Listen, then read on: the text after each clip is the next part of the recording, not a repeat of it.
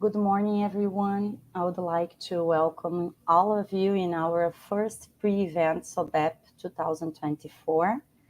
This event's main objectives is to mark the beginning of the official celebrations of SOBEP 50th anniversary.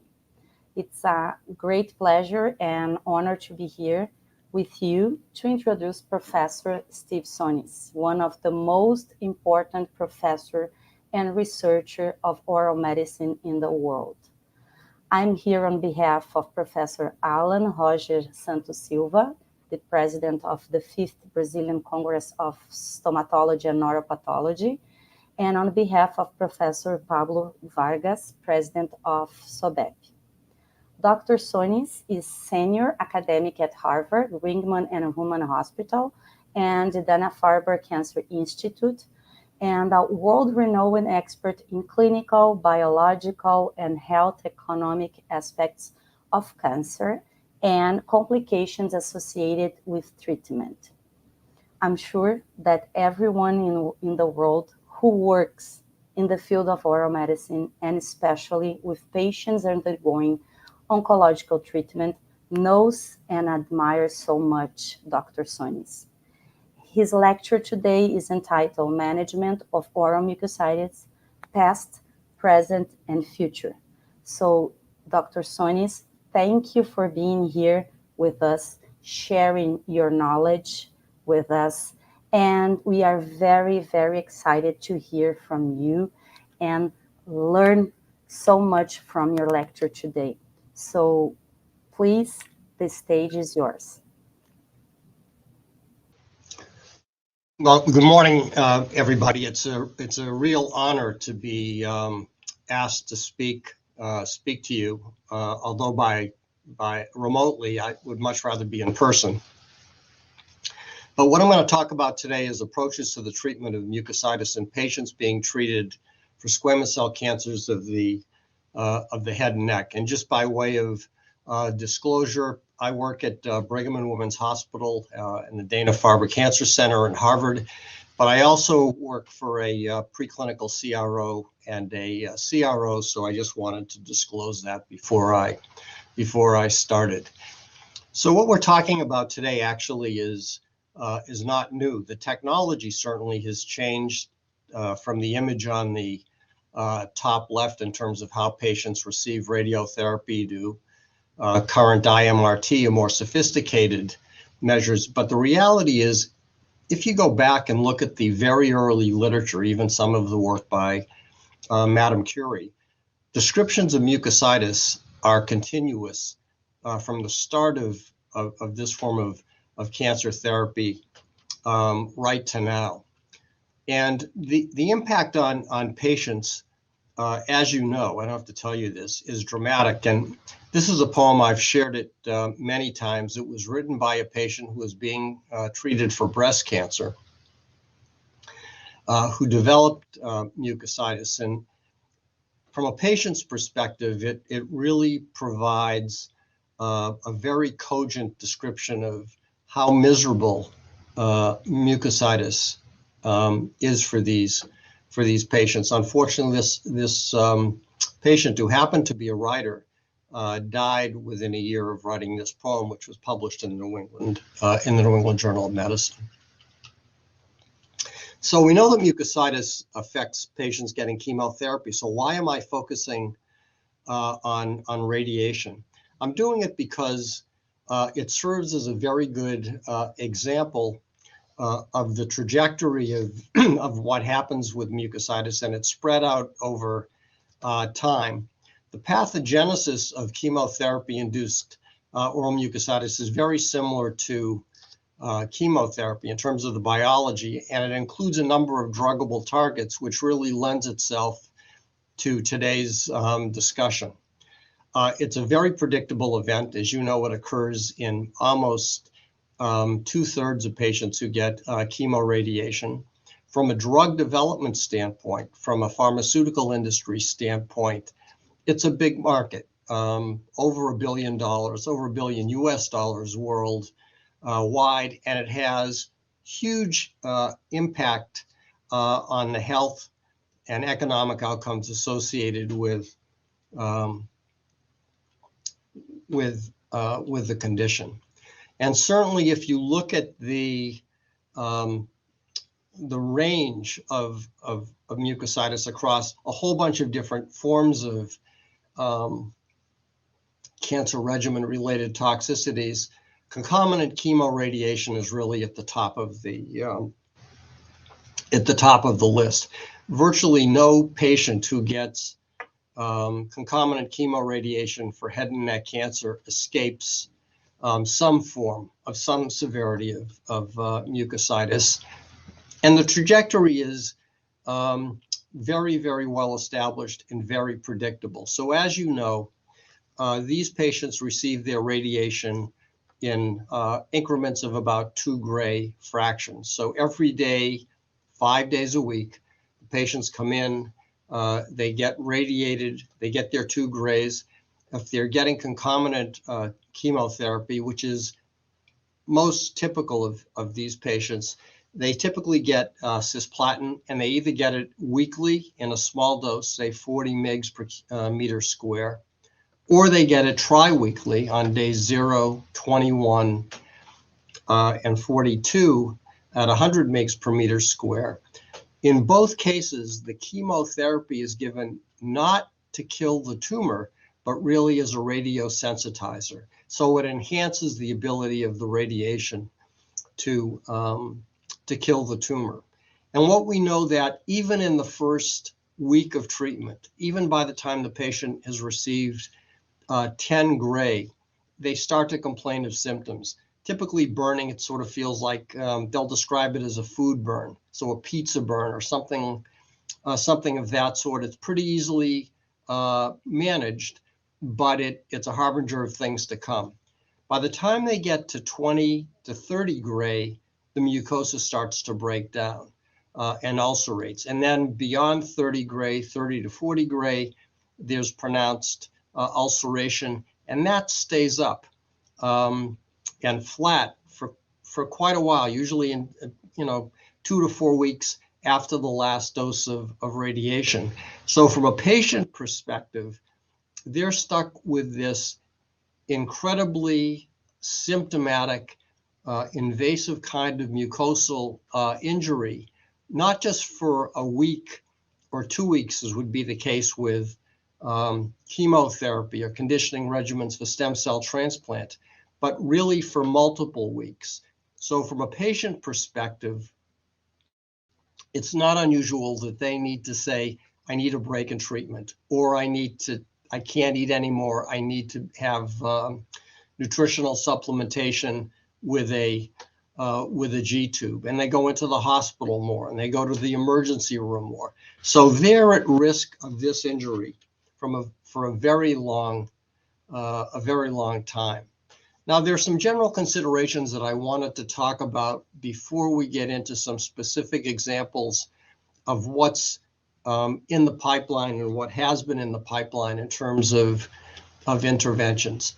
The first thing, and this is no mystery to any of you who see these patients, is not all patients are at equivalent risk of developing mucositis. We know even in the most extreme circumstances of concomitant chemoradiation, consistently about 6 to 7% of patients who get treatment will sail through without having any symptoms at all. So there's a huge amount of variability in terms of who gets mucositis and who doesn't. And what we have to remember similarly is as much diversity in how patients respond to treatment. To think that there's going to be one treatment in one dose that's effective for everybody is completely naive. So we know that risk and treatment response are multifactorial. They're influenced by the microbiome. They're influenced by the genome. They're impacted by the proteome. A whole variety of these factors impact both risk and treatment response.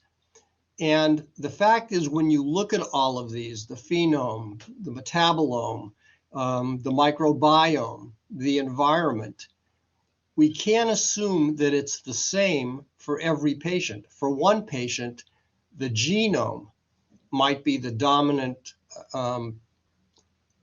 impactor of both risk and/or treatment response, while for another patient, it might be the microbiome. And still for another patient, it might be the phenome. So we have to understand that we can't put everybody in the same pot, that everybody from the standpoint of both risk of toxicity and also response to treatment is variable. And you know this from your clinical experiences from treating a variety of other conditions. So we talk about therapeutic index. Remember this from school. Basically, when you give a drug, what you want to do is have a separation between where the drug or the treatment, it could be radiation, is effective, and you want the toxicity concentration or rate to be separate. But the reality is, although this therapeutic index is nice and clear on this graph, it varies by patient. So in some patients, that toxicity line may extend further to the right, and in other patients, it may extend to the left. And likewise with the therapeutic index, the efficacy, that line might extend to the right. So in some patients, the difference between efficacy and toxicity is very, very tight. And for other patients, it's spread out. And obviously, from the standpoint of developing drugs that are interventional for mucositis, we want that distance to be as close as possible. But we understand that it's not the same for every patient. Likewise, when we give drugs, so we talked about cisplatin for conditioning, but you know this is the case for patients who are getting conditioning regimens or cycle chemotherapy. Patients don't metabolize drugs necessarily at the same rate. And certainly this is, from the standpoint of genomics, one of the areas that has been studied in great detail. So we know that if we give a drug at a certain concentration and dose to 10 patients, the majority of patients are going to metabolize it so that it's therapeutic. Some are going to metabolize it very, very quickly, so it doesn't have any effect on the target, the clinical target. And some are going to metabolize it very slowly so that it builds up and increases the risk of toxicity. And this varies by patient, and it can vary over time. So the historical approach to drug development, as you know this, and when we do power calculations for clinical trials, when you participate in clinical trials, when you deal with regulatory agencies, really it's a one-size-fits-all approach. We'll take what we think is the best dose over the best schedule, treat a whole bunch of patients, and hope that we see that we get a signal. What that doesn't recognize is the fact that there are patients at either extreme. We know that there are patients who are exceptional responders, and we know that there are patients who are totally resistant to treatment. So it's quite possible, for example, that someone could be developing a drug that's very, very effective for, say, 10 or 20% of patients who are at risk for mucositis, but isn't effective for the remaining 80%. And when we do a clinical trial and we lump everybody together, we have the potential to miss that signal. And so ultimately, what we want to be able to do is to understand who's in the middle and who's on the left of this graph and who's on the right. So we have to recognize individual variability to efficacy response. And I'm sorry. And at the same time, we have to understand how the toxicities vary and also the potential effect on tumors. So the presumption of that toxicity risk is dose dependent, has a bunch of caveats, which I've listed here. One is we've already talked about, is the threshold dose for toxicities, whether it's chemotherapy or radiation or immunotherapy or targeted therapy, the same for all patients? Probably not. And likewise, is the maximum tolerated dose, the MTD, the same? Highly unlikely. Does the threshold dose for toxicities change over time? We assume that when patients start their treatment, the risk for toxicity is the same, say if they're getting chemotherapy in one cycle versus another cycle, during the first week of radiation versus the fourth week of radiation. Probably not the case. And so all of this impacts what the therapeutic index is. And then we have to ask, as I said before, how do the non-genomic metabolic modifiers like concomitant medications, comorbidities, the patient's diet, the patient's environment affect the toxicity threshold?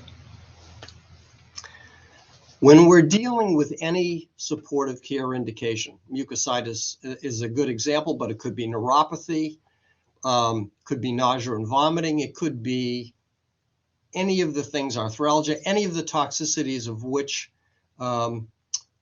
we are aware.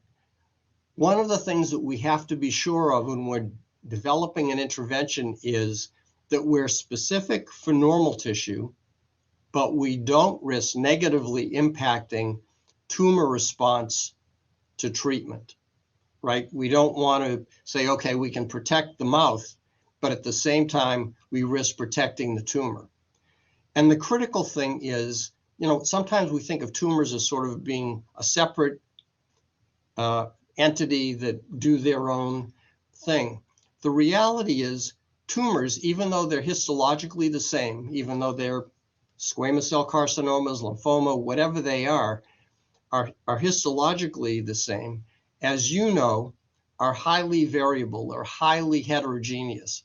One of the things that makes it so challenging to treat.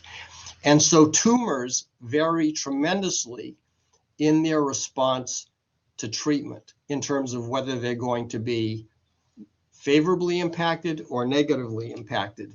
And a good example, I know that you have a huge amount of experience with photobiomodulation.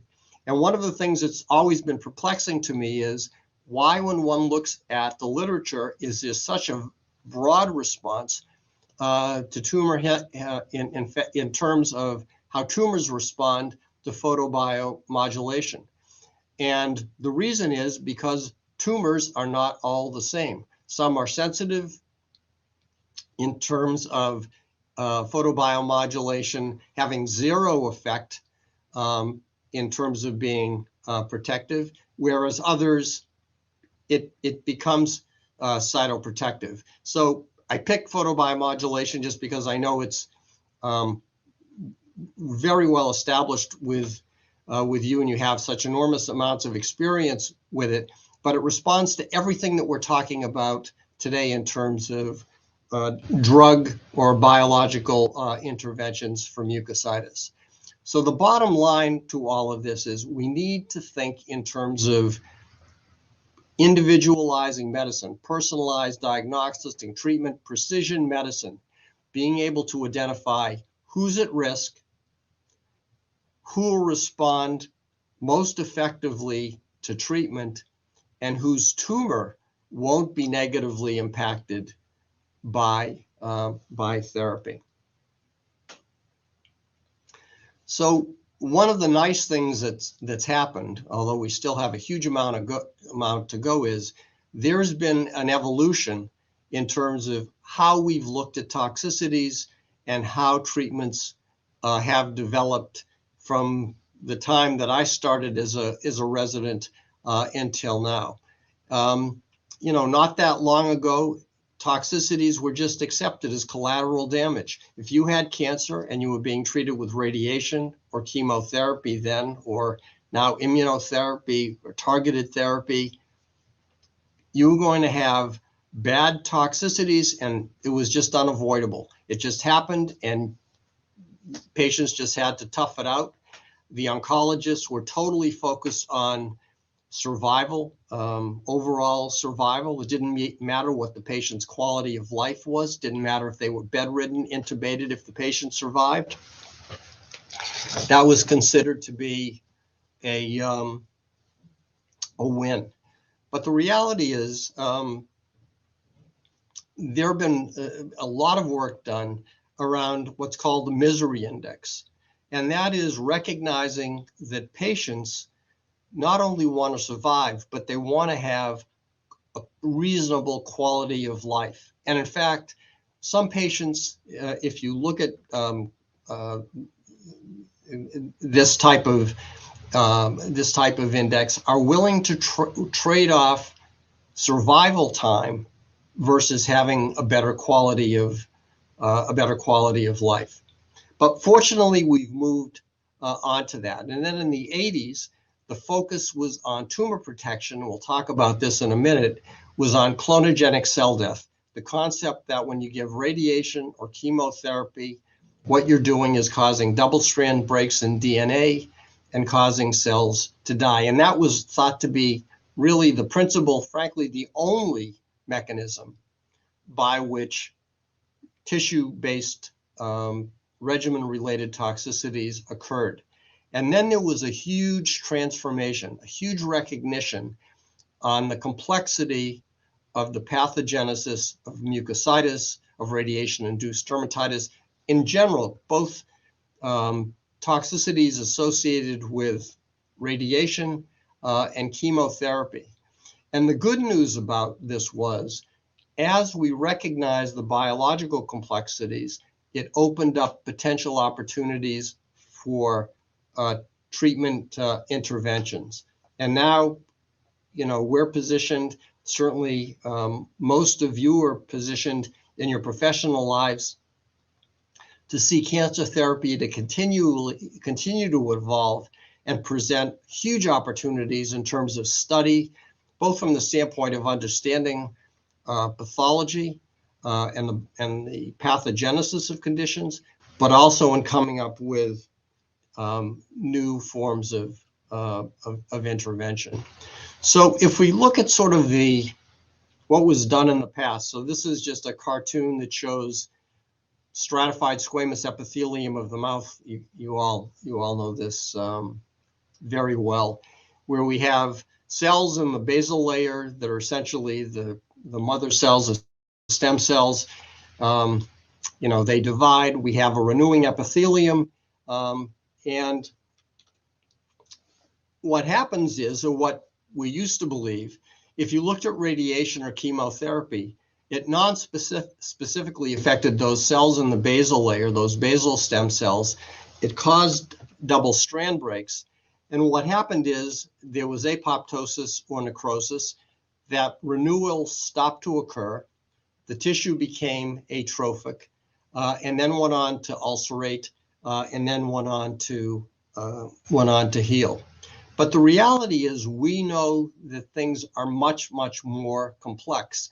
And understanding the biological contributors to toxicity pathogenesis actually, as I mentioned already, will be key to the development of effective interventional agents. So we just need to remember that mucositis is not just an epithelial process, but there's a lot that goes on mechanistically in the tissues of the submucosa, the fibroblasts, the extracellular matrix, the endothelium, and the infiltrating cells. And when we put that together, really what we understand is that there's a biological cascade. Just as I showed you the trajectory of the phenotype of mucositis in these patients, there's also a biological trajectory. The initial response, the thing that, taking the sledgehammer and whacking the cells, is associated with oxidative stress and activation of the innate immune response in the inflammasome. Once that happens, if you think of dominoes lined up, and you probably all have done this when you were kids, once you push the first domino, they all fall sequentially. And that's exactly what happens biologically. So we have this initiation of oxidative stress and the innate immune response. That leads to stimulation of a series of genes and activation of a bunch of genes and transcription factors like NF-kappa B. So you have a huge inflammatory burst. There's feedback, and ultimately what happens is there's ulceration. And ulceration is also active, right? Because we know that bugs colonize the ulceration, they translocate, they reduce a bunch of factors and that stimulate cytokine production and modify the course, the clinical course of mucositis, and then ultimately there's healing. So if you look at what's going on, you have the normal epithelium, you have all of this initiation impacting not only the cells of the epithelium, so you get some clonogenic cell death, but also cells within the submucosa or the endothelium start to get cell death, apoptosis. Again, you get atrophic changes. There's feedback loops, so more cytokines being produced. Ultimately, you have ulceration, and then things go on to heal. So the good news is each one of these stages is potentially a clinical target. And so as we transition from symptom management to targeted therapies based on pathogenesis, in general, if we look at the drugs that have been developed and are being developed, there are some commonalities. One is they're almost all aimed at prevention, not treatment. Why is that? Because we know that all of those biological signals start before, when you look at a patient, you start to see anything significant clinically. So if you're waiting to start treatment until, now thinking about those dominoes again, the first 10 dominoes have already been knocked over, it becomes a very difficult challenge to try to reverse that trend. Most of the studies have been done in head and neck with concomitant chemoradiation, which is really a mixed blessing. We know that there's a high incidence. So from the standpoint of a clinical trial, you know that if you enroll 100 patients, and you're looking at severe mucositis, you're going to have 65 or 70 that are going to be at risk of the condition. We already talked about how well-defined the trajectory was. It's relatively easy to control variables, but it also is a very high threshold for efficacy demonstration, especially if the endpoint is incidence. So I'll show you some data about that in a second. And basically the three primary mechanistic targets, again, because people want to get early on: oxidative stress, the innate immune response, and inflammation.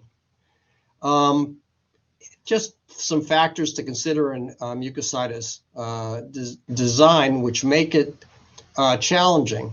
One, it's a heterogeneous condition, which we know. The population is not at risk uniformly. From a pragmatic standpoint, and many of you who've done clinical trials or doing it know that mucositis studies are expensive. If you're doing a drug intervention study for mucositis in the US now, I can tell you the cost per patient is in excess of $60,000 US. So think about, you're doing a 200 patient study, 300 patient study. It's very, very challenging to get that kind of support. The recruitment rates are not enormous, because in the overall scheme of things, the number of patients with head and neck cancer is relatively small, and the accrual rates vary and increase the study duration. All of that adds to cost. So let's talk about where we've been and where we are and where we're going. So in terms of groundbreakers, mechanistically based agents for mucositis in the head and neck space, there are really two that I would put in that category. One is amifostine, a thiol. The other is palifermin. So as you know, amifostine is a free radical scavenger. So we talked about oxidative stress. It actually is approved for radiation-induced salivary gland damage, not for mucositis, but people have tried it for mucositis. It was originally developed in the 1950s by the Department of the Army in the United States to protect soldiers during a nuclear war. Fortunately, that never worked out. But basically, it's a free radical scavenger, and in terms of proof of concept, showing what we just talked about in terms of the application of understanding the biology and the pathobiology to develop interventions is a good example. The other is palifermin. Palifermin, as you know, is KGF, keratinocyte growth factor 1. When Amgen was developing this, what they were thinking about solely was that this was a growth factor, and what it would do is be to stimulate the thickness, the growth of the oral mucosa. So it would thicken so that it would be better tolerated, better able to tolerate radiation or chemotherapy. And as you know, palifermin was enabled for conditioning regimens for stem cell transplant, but it was also tested in chemoradiation. And what was found as palifermin was around for a while was, while it did stimulate cell growth, it also had a bunch of other biological effects. It was pleiotropic. It's not surprising for a growth factor, right? We know that they do multiple things. It was pleiotropic, and so it was radioprotective. The problem with KGF, and this gets back to what we were talking about in terms of the balance between protecting the normal tissue and protecting the tumor, when you think about squamous cell carcinomas or epithelial carcinomas, they all have receptors for KGF.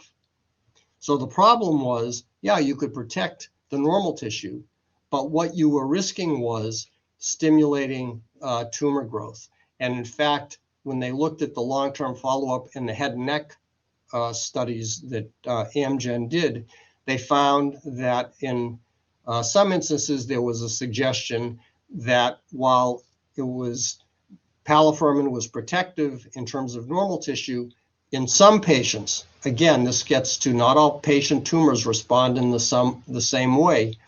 In some patients, the tumors responded in a negative way to KGF. So that's sort of where we were. I picked a list of drugs that are in development or have been in development recently, and I'd like to talk about 4 of them, just to give you examples of the application of drugs around specific pathobiology, how the pathobiology is targeted, and also to compare and contrast how the drugs are delivered. So the first one is a vasospasm. It's a superoxide dismutase mimetic. As you know, superoxide dismutase is an enzyme that we all have in our cells that protects us against oxidative stress. So this was a produced enzyme that's given intravenously. The second is RRX001, which also targets oxidative stress by stimulating the NRF2 transcription factor, which, as you know, is an antioxidant pathway, modifying the inflammasome and the innate response, also given intravenously. And we'll talk about the different in schedules. Valadiv is a form of clonidine. It's given topically, and it targets NF-kappa B, so the major transcription factor associated with pro-inflammatory cytokine production, all of the things that we know that happen downstream.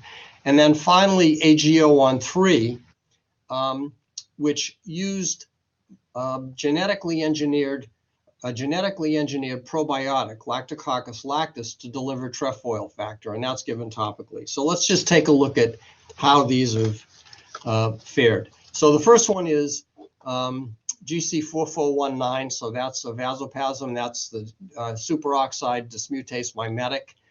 As you know, when you give oxidative stress, you get superoxide production. The superoxide dismutase creates hydrogen peroxide. It goes downstream with catalase and glutathione peroxidase to produce water and oxygen. So this is selective for the conversion of free radicals, oxygen-free radicals, to peroxide. It protects normal tissue. And what's important here is that peroxide is selectively more toxic to cancer cells than it is to normal tissue. So again, making that separation from protecting normal tissue and tumor tissue. So let me just show you some of the data that they presented. This is all in the public domain. In their phase 2, this was a dose ranging study where they compared placebo and 2 doses of their drug at 30 and 90 milligrams. The drug is given within 1 hour of each day of radiation dose. So when you think about it from a patient perspective in terms of convenience, and also from the provider perspective, not that easy, right? The patient has to come in, get their infusion, and then within 1 hour, get their radiation fraction. So nonetheless, if you look at the duration of severe mucositis, so this is WHO grade 3 or 4, the placebo was 19 days in terms of median, and that's similar to what we see in other studies. 30-gram dose was 8 days, and the 90-gram dose was 1 day. So a huge difference. If you're a patient and you're getting, chemo radiation over that extended period of time, to be able to know that you're only going to have 1 day of severe mucositis, is extremely attractive. If you look at the total elimination, so patients who never developed severe mucositis from the first day of radiation through the end of the study, which was 2 weeks after radiation. So that's a very, very high threshold, right? You have 70 potential days that you can, say 60 days that you could develop severe mucositis. To be able to have no days, they went from 58% in placebo to 37% at 90. And then if you look at, that's through 60 gray, and then all of the whole radiation course, 65% to 43%. And then the incidence of grade 4. So grade 4 mucositis are patients who have such severe mucositis that they can't eat or drink anything. So they're usually G-tube dependent, gastrostomy feeding dependent. And here you can see they went from 30 to 16%. So that's just one example. So that's a superoxide dismutase approach. RRX001 has a very different approach. It does 2 things. It affects the inflammasome. So as you know, when you radiate, you get activation of the inflammasome, and then you get activation of the innate immune response, and you get activation with this drug of NRF2, which has a lot of antioxidant, anti-inflammatory activities. What's unique about this versus the Galera drug is that this drug can be given 2 weeks prior to the start of radiation and then not again. So you treat before the patient starts radiation and then you forget about it. And they did a 4-arm study. This has been published in the Red Journal, the International Journal of Radiation Oncology, Biology, and Physics. And this is just a summary of their results. So this is the incidence of severe mucositis by visit. And what you can see is they had a response with all of the treatment arms, but importantly, from the standpoint of just sort of treat and forget, that arm 1 had a significant and dramatic result. Now, this is given IV as well. So now let's switch. We've talked about 2 IV medications. Let's look at a different target, and that was Valadiv, which is actually, as an active agent, uses clonidine. Now, we think about clonidine as being an antihypertensive, but it's also anti-inflammatory. It also targets NF-kappa B. And they developed a mucoadhesive tablet to deliver the drug. So you would give the patient a mucoadhesive tablet, which they would put into the canine fossa a few times a day and leave it. And they did a phase 2 multi-center trial in which they looked at two concentrations of the drug, at 50 micrograms and 100 micrograms, used once a day versus placebo to prevent mucositis. And they began, as I said, like all of the others, 3 days before radiotherapy, and they continued it until the end of radiotherapy.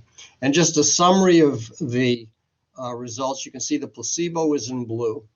And then they had the 100, they did the 2 doses of clonidine. And what you can see is as you start to get to high cumulative doses, they had a favorable response in terms of incidence. This company, Onxio, was sold their technology to a company called Monopar in the United States. They did a multinational phase 3 trial and unfortunately did not hit their endpoint. But I think just in terms of proof of concept showing that a topical anti-inflammatory has potential is worth noting.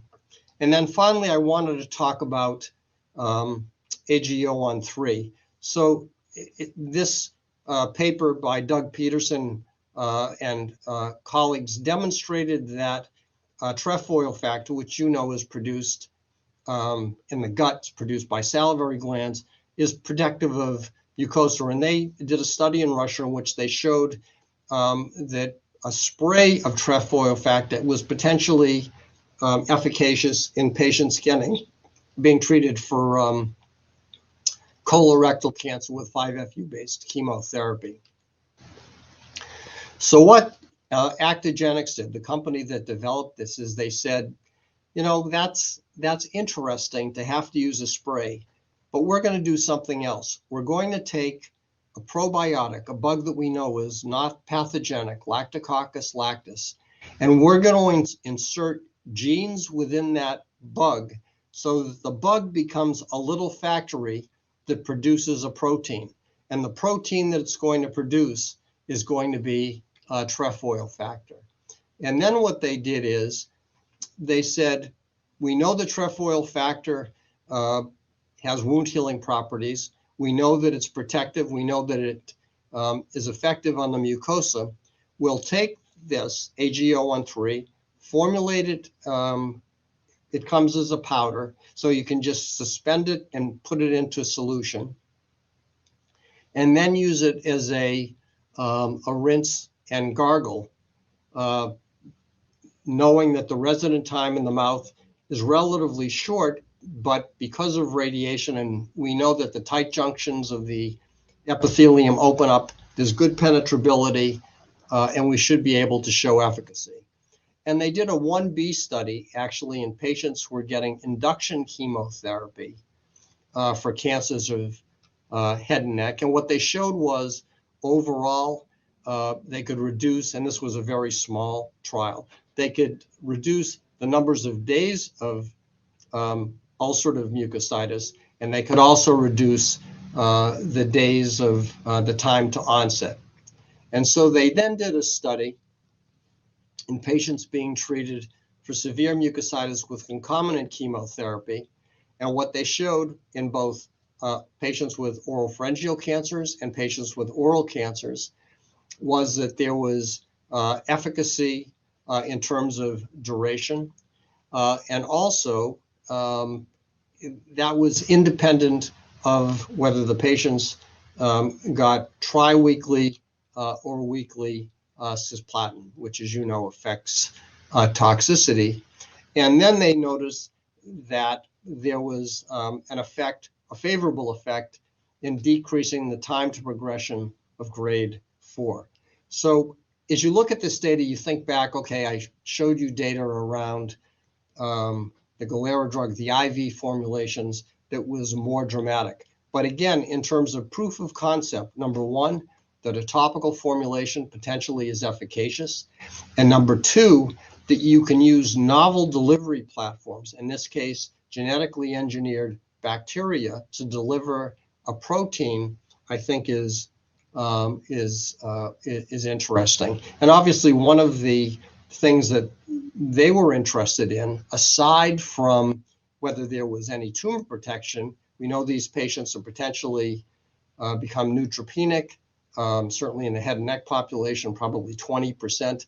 But what they showed was, from a bug standpoint, there was no increased risk of infection. So if we had a crystal ball and we said, okay, you're going to start looking at new innovations or new interventions for treatment, is there any way you could predict what's going to be successful in a phase 3 trial? So the registration trial, really the definitive efficacy study using phase 2 data. And there are some significant predictors. One is the more patients you look at, the more likely you are to have validation of the phase 2 result in the phase 3. Studies that are done collaboratively, right? Studies that are done in multiple institutions versus a single center are much more predictable of success than single center studies. Interestingly, if you look at who sponsors a study, drugs that are or studies that are sponsored by the pharmaceutical industry actually are much more predictable than those that are sponsored, that are academic studies or cooperative groups, or in our case, NIH.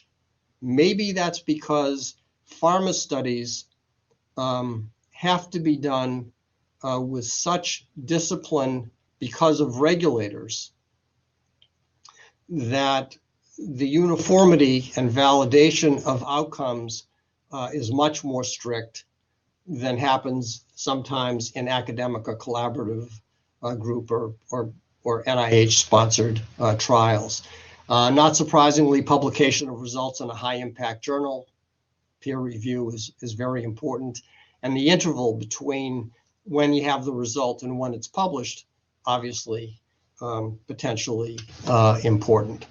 So just to sort of finalize everything, mucositis is still a big problem for us.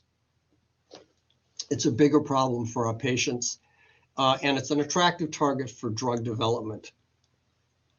The more we understand about the biology, this is not true just of mucositis, this is true of any disease, the more likely we are to be able to come up with agents that are effective in treatment. And this is especially true for conditions in which there are multiple phenotypic outcomes. So patients who get mucositis also get other toxicities. It would be wonderful to have a single agent that hit multiple symptom targets.